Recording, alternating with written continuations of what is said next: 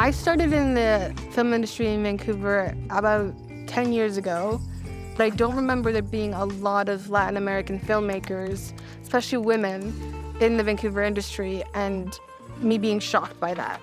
And it frustrated me because then when I would do casting calls for my shorts, looking for actors that spoke Spanish, I didn't get a lot of variety. So as someone who was looking for other collaborators that were Latin American or spoke the language or understood the culture or the story I was trying to tell, it was hard to find them.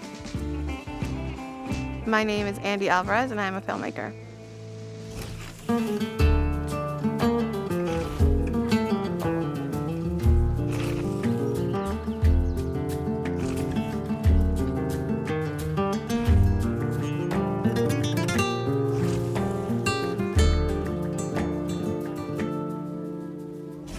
Coming to Canada was a very unique experience for me and my family because we left Colombia as refugees. I was 7, so I didn't really know the details of what they were going through, what they had experienced, and make this decision. In fact, they told us, like my brothers and I, that we were going on vacation. They packed our suitcases like we were going on vacation, and they said we were gonna go visit our uncle in Miami.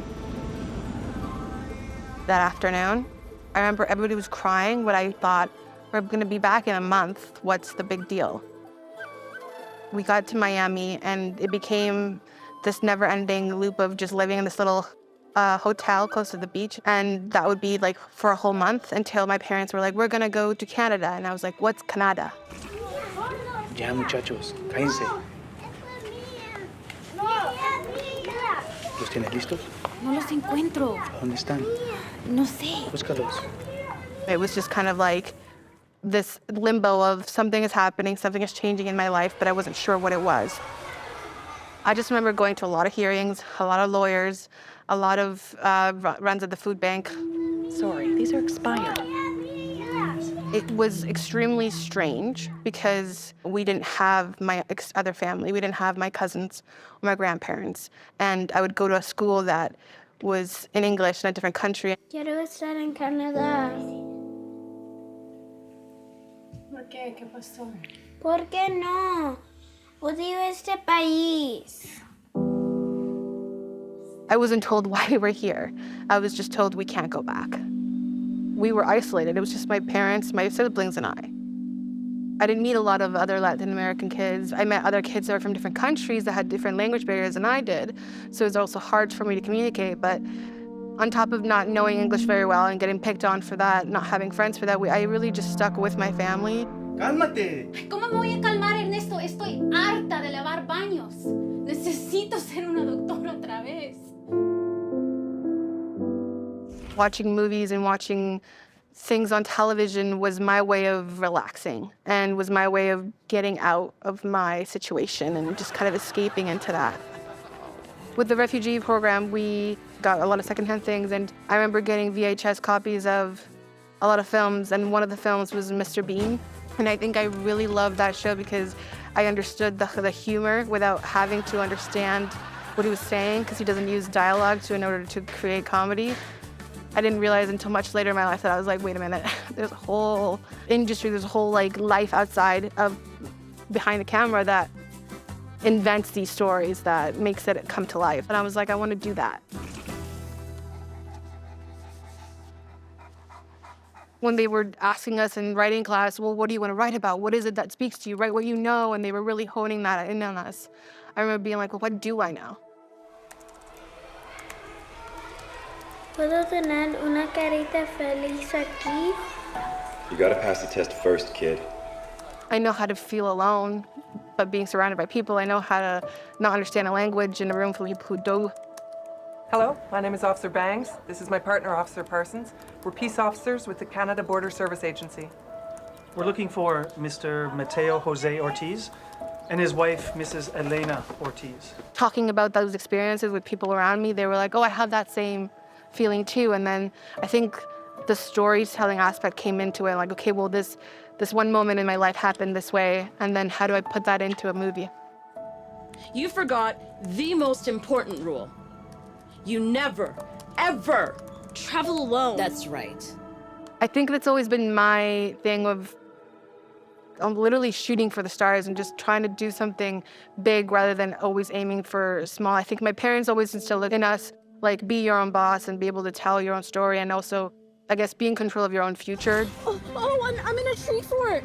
Okay, I think I know where that is. Look for my red light. Okay, I'm walking right there. Soul is a sci-fi film, but for me, it's a story about a mother and daughter.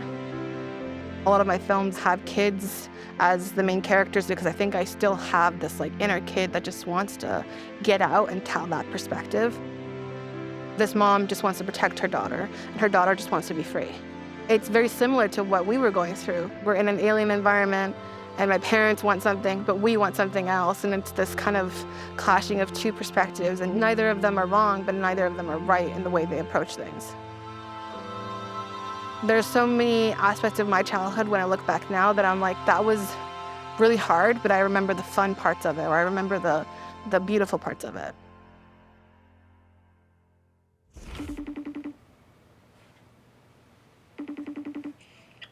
How are you guys? ¿Cómo están? Bien. ¿Cómo estás, papi? Bien, hija, gracias a Dios.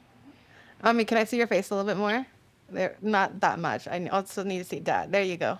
Quería saber de qué piensan que vamos a hacer esta película de la vida de nosotros. Para mí es muy honroso que tú la hagas, sabiendo que desde tu perspectiva estás mirando la vida o miraste la vida en ese momento de una manera diferente a nosotros y que la has podido llevar como al cine y eso para mí es increíble.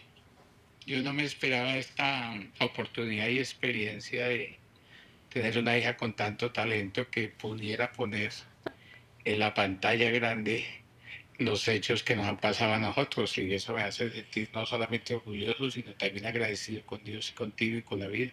I think it's going to be exciting. A lot of things have changed in the world.